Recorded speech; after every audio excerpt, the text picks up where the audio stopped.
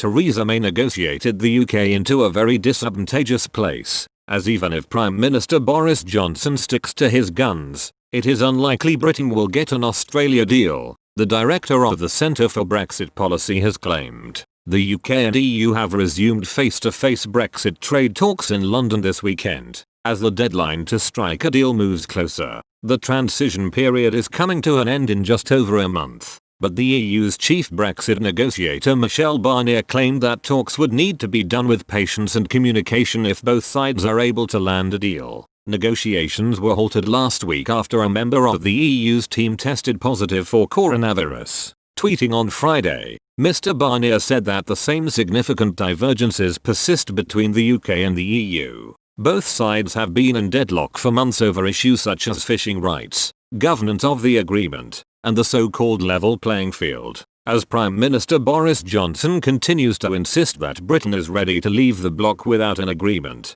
John Longworth, the director of the Centre for Brexit Policy, has revealed why he thinks the government is currently trapped. He wrote in a recent report, "It is down to that failure to focus on the economy, however, that many of our current troubles lie, as it allowed the Remain-orientated, damage limitation May administration, combined with an out Remain Parliament to negotiate us into a very disadvantageous place. It was a negotiation which was against our own national interests, conducted as if we should be forced to suffer for the heresy of denying the EU religion. The result is that the government is now on a sticky wicket, trapped between the necessity of repudiating the previously ratified withdrawal agreement and seeking a deal which would seriously impact our ability to make the best of our newfound economic freedoms. Even Boris' Australia-style deal, WTO terms of trade, plus administrative mini-deals, would end up with us looking less like what an antipodean economic success and more like a version of its origins. A penal colony of the EU for those who dismiss Aussie rules,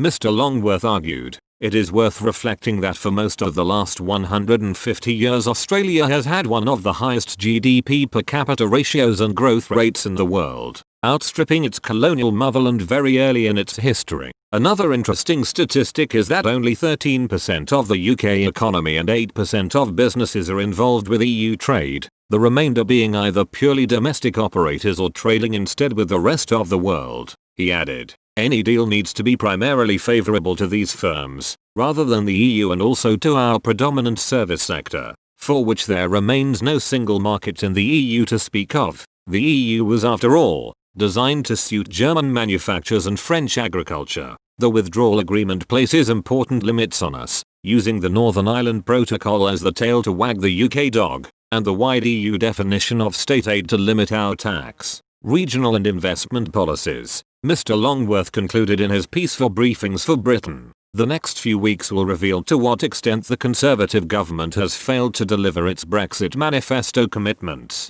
to what degree exiting the transition period means an unsatisfactory outcome or a reasonable compromise. Either way, it is certainly unlikely to be an Australia deal. Whatever the outcome, I fear the Brexit story will not have reached a conclusion, according to newspaper columnist Rod Liddell. Not only former Prime Minister Theresa May negotiated Britain into a disadvantageous place, but she also failed to deliver Brexit because her ministers ended up showing her hand. In his 2019 book The Great Betrayal, Mr. Liddell said, Theresa May's most crucial bargaining chip, "We will leave with no deal," was rendered impotent by the actions of members of her own cabinet and especially the Chancellor of the Exchequer. The correct approach to negotiations would have been to explain to Barnier et al. At the outset, "We are leaving the EU. We are perfectly happy to do so with no deal other than a WTO deal, and pay you nothing whatsoever, but you are our friends and allies and we would like to be helpful." However, Mr. Liddell noted that Mrs. May could scarcely use the threat of no deal, which would be gravely injurious to countries within the EU,